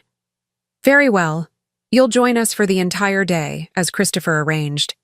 But I would appreciate your support in managing my parents' expectations and potential discomfort with the changed arrangements. Of course, I agreed readily. I have no desire to disrupt their relationship with the twins or to create unnecessary tension. As Victoria prepared to leave, she paused at the door. There's one more thing you should know. My mother has been investigating you. This didn't particularly surprise me. Beverly's controlling tendencies and suspicion of outsiders were well established. I assumed as much. She's discovered some information about the Waypoint Fund and your involvement with it. She believes there's something improper about your financial situation and has engaged a private financial investigator to look into the matter further. The revelation was delivered without emotion, merely as factual information I should possess. Yet the subtext was clear. Victoria was warning me, an unexpected act of quasi-alliance that represented a significant shift in our dynamic. Thank you for telling me, I said. There's nothing improper to discover, but I appreciate the heads up nonetheless. Victoria nodded briskly. My mother can be tenacious when she believes she's protecting family interests. I thought you should be prepared. With that cryptic warning, she departed, leaving me contemplating the complex implications of our conversation. The immediate concern of Thanksgiving arrangements had been resolved, but Beverly's investigation introduced a new complication. While I had nothing to hide regarding the Waypoint Fund or my financial situation, I harbored no illusions about Beverly's motivations or her willingness to create discord if it served her purposes. I called Martin Hayes immediately, explaining the situation and requesting a thorough review of all documentation related to the Waypoint Fund and the Educational Trust. I want to ensure everything is not just legally sound, but transparent and beyond reproach, I explained. If Beverly is determined to find impropriety, I'd prefer to have comprehensive documentation readily available to address any accusations directly. Martin's response was reassuringly confident. The fund's structure and your ownership stake are completely legitimate, Judith. The oversight in your divorce settlement was administrative, not illegal. Henry's legal team simply failed to properly account for an asset they deemed worthless at the time. There's nothing anyone can discover that would undermine your position or the validity of the educational trust. Nevertheless, he promised to prepare a complete dossier documenting the fund's history, my legal acquisition of the ownership stake, and the proper establishment of the educational trust. If confrontation occurs, he advised, direct factual evidence will be your best defense. Armed with this reassurance, I turned my attention to Thanksgiving preparations, choosing recipes the twins had particularly enjoyed during our cooking adventures and gathering small, thoughtful gifts for everyone, including Beverly and Lawrence. Whatever tension might emerge during the holiday, I was determined to model the gracious family inclusion I hoped would eventually characterize our relationships. Thanksgiving Day dawned bright and cold, the early snow having melted just enough to create that particular New England winter luminosity that transforms ordinary landscapes into Currier and Ives prints. I arrived at Christopher and Victoria's, home at 9, bearing multiple canvas bags of ingredients and modest gifts. Christopher opened the door, the sounds of children's excitement emanating from within. "Mom, perfect timing. The troops are getting restless and Victoria could use reinforcement in the kitchen." Thanksgiving morning arrived with perfect clarity, sunlight streaming through frost-touched windows as I prepared for what would undoubtedly be a pivotal day in our family's evolution. I arrived at Christopher and Victoria's elegant colonial precisely at 9, arms laden with ingredients and modest gifts, heart fortified with Martin's reassurances about the impeccable legality of my financial arrangements. Christopher greeted me at the door, the chaotic sounds of holiday preparation spilling out behind him. "Mom, thank goodness. We're approaching crisis level in the kitchen." The home's atmosphere had subtly transformed since my first visit. Children's artwork now adorned the refrigerator, small collections of autumn treasures decorated tables, and a general softening of the showroom perfection suggested life was being genuinely lived rather than merely displayed. Victoria stood at the kitchen island, flour dusting her cheek, consulting a tablet propped in a cookbook stand. The twins darted around her, alternately helping and creating minor disasters that she tolerated with surprising grace. "Grandma's here," Emma announced, abandoning her cranberry sorting to rush toward me. "Did you bring the special spices for the stuffing?" Ethan added eagerly. Victoria looked up, her expression communicating complex emotions, relief at reinforcement, wariness about territory, determination to maintain control. "Judith, good morning. We're attempting new traditions this year, with mixed results." Over the next hours, we established an unexpectedly functional rhythm. Victoria maintained executive control of the turkey and sacred family recipes, while I supervised the twins in preparing side dishes and setting the dining table. Christopher moved between kitchen and living room, managing football viewing and occasional interventions when cooking debates threatened to escalate. By noon, the house had filled with enticing aromas and the warm sounds of family cooperation. The doorbell announced Beverly and Lawrence's arrival, triggering an immediate transformation in the kitchen atmosphere. Victoria straightened, checking, her appearance with the automatic response of someone conditioned to inspection. The twins likewise snapped to attention, abandoning their creative vegetable arrangement for more formal postures. "Remember," Victoria murmured to them, "grandmother and grandfather appreciate proper holiday decorum." Beverly's assessment was immediate and comprehensive, her gaze sweeping from my casual yet elegant attire to evidence of my culinary contributions. "Judith," she acknowledged with practiced cordiality, "what a surprise to see you so integrated into Victoria's kitchen." The emphasis transformed her observation into implicit criticism of boundary violations. Lawrence nodded curtly in my direction before focusing on the twins, who stepped forward with rehearsed precision to deliver formal holiday wishes. "Victoria, darling," Beverly continued, producing an elegant container from her designer tote. "I brought my special cranberry compote. I assumed you'd want me to contribute directly." She either deliberately ignored or failed to notice the cranberry sauce Emma and I had just finished preparing. Victoria's expression flickered momentarily before resetting to polite appreciation. "How thoughtful, Mother. The twins actually prepared cranberry sauce with Judith earlier, but we can certainly serve both. Different flavor profiles offer interesting contrasts."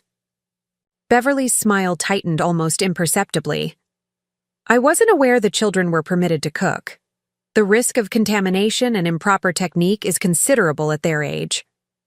Actually, I interjected mildly, cooking provides excellent practical applications for the scientific principles they're learning. Measurement, chemical reactions, sensory evaluation, all valuable educational opportunities. As the afternoon progressed, the underlying currents of control and competing influence became increasingly evident. Beverly found subtle ways to reassert her authority, rearranging table settings, questioning cooking techniques, making pointed references to proper educational approaches. I maintained steady pleasantness, choosing engagement over confrontation, focusing on the twins' experience rather than adult power dynamics. When we gathered around the formal dining table, Lawrence cleared his throat meaningfully. Before we begin, a few words about family tradition and values seem appropriate. He straightened in his chair, assuming a posture of authority that suggested years of boardroom dominance. Thanksgiving reminds us of the importance of excellence and achievement. The early settlers survived through rigorous discipline and unwavering standards. This family continues that tradition in Victoria's distinguished legal career, in Christopher's financial acumen, and in the exceptional educational trajectory established for Emma and Ethan. He raised his glass in formal toast to the continuity of achievement across generations. The adults dutifully raised their glasses, though I noticed Christopher's slightly delayed response and Victoria's fixed smile. The twins, sensing the performative nature of the moment, mimicked the gesture with exaggerated formality. As plates were filled and conversation shifted to general topics, Beverly directed her attention toward me with focused intensity. Judith, Victoria mentioned you've established quite a substantial educational trust for the twins.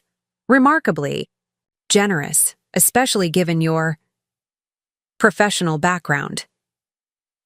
The deliberate pause communicated volumes about her assessment of my teaching career and design firm work. Lawrence's attention sharpened, his eyes narrowing with predatory interest. The children's education is important to me, I replied simply. I'm fortunate to be in a position to contribute to their future opportunities. Beverly's smile remained, unchanged, though her eyes hardened slightly. Indeed. Lawrence and I were quite surprised to learn about your financial resources. The Waypoint Fund, I understand. A most interesting investment vehicle. Christopher's head snapped up, his expression shifting from social politeness to alert concern. Mother, perhaps this is an appropriate dinner conversation. On the contrary, Lawrence interjected, setting down his fork with precision. Financial transparency is essential in family matters, particularly regarding educational planning. The twins, sensing tension but not understanding its source, became unnaturally still, their enjoyment visibly diminishing under the weight of unspoken conflict. The educational trust is properly established and fully documented, I said evenly. My financial advisor would be happy to address any specific questions about its structure. Beverly leaned forward slightly. Our concern isn't about the trust itself, but rather the funding source. The Waypoint Fund was Henry's initiative, yet somehow you emerged from your divorce with control of this particular asset. Most unusual. The implication hung in the air. Financial impropriety, perhaps even fraudulent acquisition. I maintained composure, aware of the twins' attentive presence and the holiday occasion. The asset allocation during my divorce was handled by qualified legal teams, I explained calmly. The oversight regarding the Waypoint Fund's potential was an administrative error on Henry's team's part, not impropriety on mine. Lawrence made a skeptical sound. Administrative error resulting in an 8-figure windfall? Quite convenient. Dad, Christopher interrupted firmly, I've reviewed the documentation myself. Everything is completely legitimate. The fund was considered essentially worthless at divorce. Its subsequent performance was unpredictable and unrelated to Mom's actions. Beverly's expression suggested she remained unconvinced. Nevertheless, The circumstances are highly irregular. One might question whether Henry might have legal recourse to contest the current arrangement. The threat, thinly veiled but unmistakable, crystallized her strategy. Beverly wasn't merely investigating out of curiosity. She was actively seeking leverage to diminish my influence with the twins. Before I could respond, Emma's small voice cut through the tension. "Why are you being mean to Grandma Judith?" The directness of a child's perception silenced the table. Beverly recovered first, patting Emma's hand with condescending affection. "This is adult conversation, darling. Sometimes grown-ups discuss complicated matters to protect family interests." "But Grandma Judith is family," Ethan said, his confusion evident. "And you're saying she did something wrong with money?" Victoria intervened, her tone gentle but firm. "That's enough discussion of financial matters. Let's focus on enjoying our meal and being thankful for having everyone together." The meal proceeded with artificial pleasantness, while underlying tensions remained unresolved. When dessert concluded, Christopher suggested the twins show me their backyard fort, providing welcome escape from the dining room's strained atmosphere. In the crisp air, with twilight gathering around bare trees, the twins eagerly led me to their creation, a surprisingly sophisticated structure of branches, canvas, and repurposed lumber. "Grandma, why were grandmother and grandfather asking about your money?" Emma asked directly. "Is something wrong?" "Sometimes adults have different ideas about how families should work together," I explained, settling onto a garden bench as they crowded close. "Your grandmother and grandfather Williams have their perspective on what's best for you, just as your parents do, and as I do. Those perspectives don't always align perfectly." "They don't like that you have money for our school," Ethan observed, with surprising insight. "But why? Isn't that a good thing?" "They worry about how different influences might affect your development," I said carefully. "All the adults who love you want what's best. We sometimes disagree about what best looks like." Emma considered this thoughtfully. "Like how grandmother thinks we should focus on academic competitions, but you think we should explore things that interest us naturally?" "Exactly. Different approaches to learning and growing." Ethan leaned against my side. "I like your way better. When we're with you, learning feels more like adventure and less like work." "Both approaches have value," I reminded them gently. "Structure and discipline help build important skills. Exploration and creativity develop different but equally important abilities. Ideally, you'll benefit from both influences." Victoria appeared at the back door, her expression troubled. "Children, time to come in. Grandmother and grandfather are preparing to leave." As the twins ran ahead, Victoria lingered. "My parents have suggested a family meeting tomorrow morning to discuss the educational trust, without the children present." "I see. And you think that's necessary?" She sighed, weariness evident beneath her composed exterior. "They won't let this go. Better to address it directly than allow it to fester." "I'll be there. Should I bring Martin?" "That might further antagonize them," she admitted. "Perhaps have him available by phone if specific documentation becomes necessary." This suggestion, practical and measured, represented an unexpected alliance. Victoria wasn't automatically siding with her parents against me. "Thank you for the warning," I said sincerely. "And for creating space for more balanced relationships in the children's lives. I know it hasn't been easy navigating between competing loyalties." Something flickered in Victoria's expression, recognition of the emotional complexity she was managing. The twins are flourishing with this new arrangement. Their teachers have noted increased confidence, greater intellectual curiosity, more willingness to take creative risks. I can't ignore those positive outcomes, regardless of how they've come about. This acknowledgement, however reluctant, confirmed what I'd observed in the children's development. The diversification of influence was yielding measurable benefits. The meeting the following morning proved less confrontational than anticipated. Beverly and Lawrence arrived armed with financial questions and implied legal threats, but their position weakened considerably when Victoria unexpectedly shared how her own childhood under their rigid educational philosophy had created achievement at significant personal cost. The vulnerability of this admission shifted the conversation from control to collaboration, from competing authorities to complementary contributions. By meeting's end, we'd established a quarterly family educational council where all perspectives would be considered, with final decisions remaining with Christopher and Victoria as parents. The Educational Trust would continue funding enrichment experiences reflecting both structured learning and exploratory discovery. More importantly, we'd begun reframing our family dynamics from hierarchy to ecosystem, diverse elements creating a more resilient whole than any single influence could provide. 6 months later, standing in the audience at Porter School's Spring Science Exhibition, I witnessed the fruits of our new family collaboration. Emma's project on astronomical navigation techniques throughout history reflected both Beverly's emphasis on historical context and my encouragement of hands-on experimentation. Ethan's ecological study incorporated Lawrence's rigorous data collection methods and my focus on creative presentation. Both children moved confidently between these approaches, integrating structure and exploration with growing discernment about when each served them best. Victoria stood beside me, her professional facade softened by genuine pride.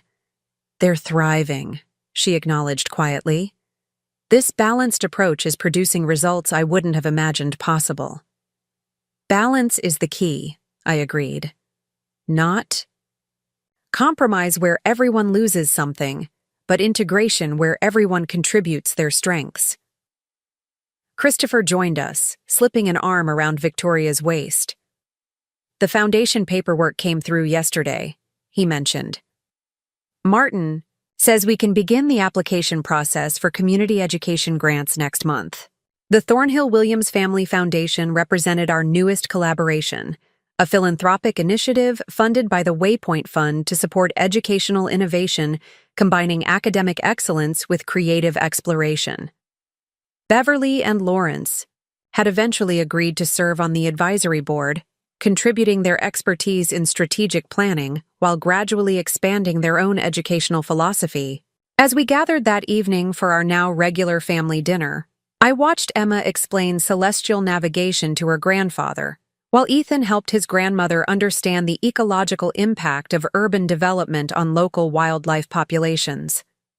The conversations flowed naturally between structured analysis and imaginative possibilities, the children moving confidently between these complementary approaches to understanding their world. I hadn't won a battle for control or influence. Instead, we'd all discovered something far more valuable: the rich potential of collaborative nurturing across generations, each contributing unique strengths to create opportunities none could provide alone. "To family," Christopher proposed, raising his glass in a toast that echoed Lawrence's Thanksgiving pronouncement, but with a fundamentally different philosophy. Not to achievement alone, but to wholeness, curiosity, and the courage to grow beyond our limitations. As glasses clinked around the table, I caught Victoria's eye and recognized in her expression the same quiet satisfaction I felt. Not perfect harmony, certainly, but genuine progress toward a family system where diverse voices strengthened rather than fragmented our shared purpose. Sometimes standing up for yourself means more than demanding recognition. It means creating space where everyone's contribution is valued, where rigid either-or thinking gives way to both and possibilities. The Educational Trust opened that space initially, but what sustained and expanded it was something money couldn't buy: the demonstrated benefits of embracing multiple perspectives rather than insisting on singular authority. The twins would grow up understanding something precious. That learning, like family, thrives not through conformity, but through thoughtful integration of diverse approaches, a lesson worth far more than any trust fund could provide. Up next, You've got two more standout stories right on your screen. If this one hit the mark, you won't want to pass these up. Just click and check them out.